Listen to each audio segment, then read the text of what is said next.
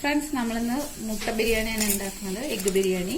അപ്പം ഞാനതിലേക്ക് ഒരു 1.5 ലിറ്റർ വെള്ളം തിളപ്പിക്കാൻ വെച്ചിട്ടുണ്ട്. അതിലേക്ക് പട്ട, ഏലക്കായി, ഗ്രാമ്പൂ എല്ലാം ഇട്ടിട്ടുണ്ട്. ഇത് ഞാൻ കുറച്ച് നേരത്തെ കഴുകി വെച്ച അരിയാണ്, അതായത് കൈമ റൈസാണ്. ഇത് ഞാനൊരു 4 ഗ്ലാസ്സാണ് എടുത്തിരിക്കുന്നത്. അത് ഇതിലേക്ക് ഇടാം. ഞാനത് കുക്കറ് അടച്ചു വയ്ക്കാതെയാണ് വേവിക്കുന്നത്.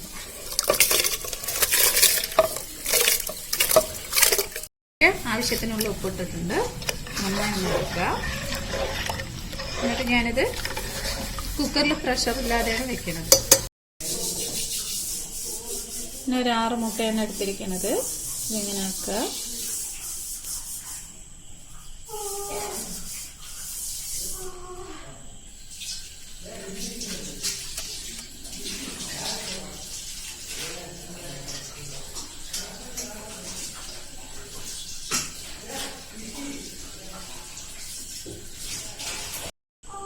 ഇതിലേക്ക് ഞാൻ കുറച്ച് മഞ്ഞൾപ്പൊടി, കുറച്ച് മുളക് പൊടി, 1 ടീസ്പൂൺ മുളക് പൊടി, 1/4 ടീസ്പൂൺ മഞ്ഞൾപ്പൊടി നന്നായി ഒന്ന് ഇളക്കുക.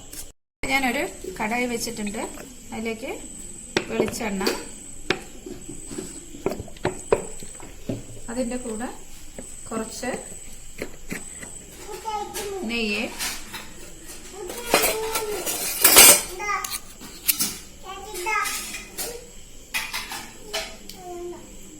ഇനി അത് നന്നായി ഉരുകി വരുമ്പോൾ നമ്മൾ സവാള, അതായത് ഒരു 3 സവാള ഞാൻ എടുത്തിട്ടുണ്ട്. അത് ഇതിലേക്ക് 3 സവാള അരിഞ്ഞത് ഇതിലേക്കിട്ട് നന്നായി വഴറ്റിയെടുക്കുക. അപ്പം ഞാൻ സവാള ഇട്ട് ചെറുതായാണ് അരിഞ്ഞിരിക്കുന്നത്. നമുക്ക് വേണമെങ്കിൽ നീളത്തിൽ അരിയാം.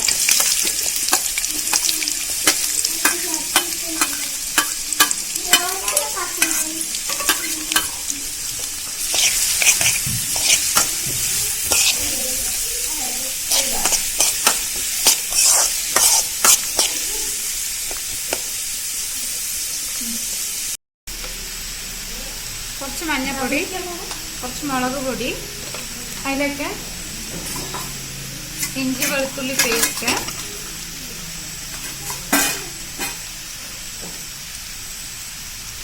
പിന്നെ കുറച്ച് ഗരം മസാല, ഒരു ചെറിയ ടീസ്പൂണ് ഗരം മസാല,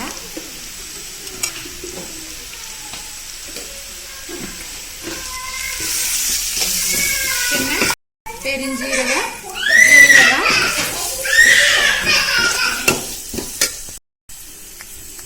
രണ്ട് തക്കാളി അടിച്ചെടുത്തത് എല്ലാം കൂടി നന്നായി ഒന്ന്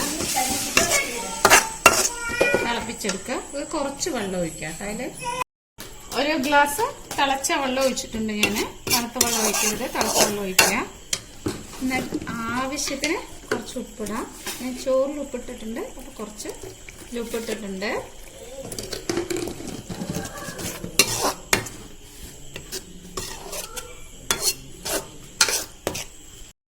അപ്പൊ ഞാനതിലേക്ക് എഗ്ഗ് അകത്ത് വെച്ചത് ഇട്ടിട്ടുണ്ട്. ഇത് ഞാൻ നന്നായി ഒന്ന് ഇളക്കിയെടുക്കാം. മസാലയിൽ നന്നായി ഒന്ന് ഇളക്കിയെടുക്കുക. ഇതിൽ കുറച്ച് ഉപ്പിന്റെ കുറവുണ്ടായിരുന്നു, ഞാൻ ഉപ്പിട്ടിട്ടുണ്ടായിരുന്നു കേട്ടോ. ഇനി കാഷ്യൂ, കിസ്മിസ് നമുക്ക് വറുത്തെടുക്കാം. വെച്ചിട്ടുണ്ട്, നന്നായി തിളച്ചു. അതിലേക്ക് ഞാൻ കുറച്ച് ഉള്ളിപ്പരിപ്പ് വറുത്തെടുക്കുന്നുണ്ട്.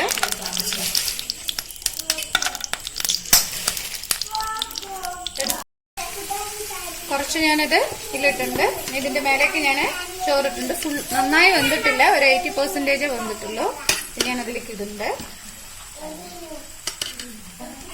ഇനി മേലെ ബാക്കി മുട്ടയും ആ ഗ്രേവിയും കൂടെ ഒഴിക്കുക. അപ്പം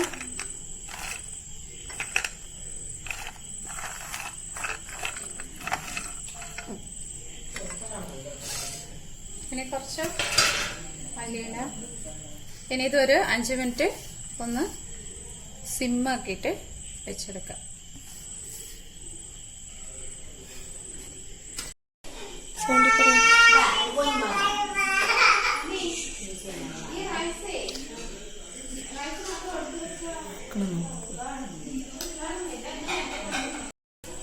അപ്പം എല്ലാവരും ഒന്ന് ട്രൈ ചെയ്ത് നോക്കുക. ലൈക്ക് ചെയ്യുക, ഷെയർ ചെയ്യുക, സബ്സ്ക്രൈബ് ചെയ്യുക. Okay, thank you.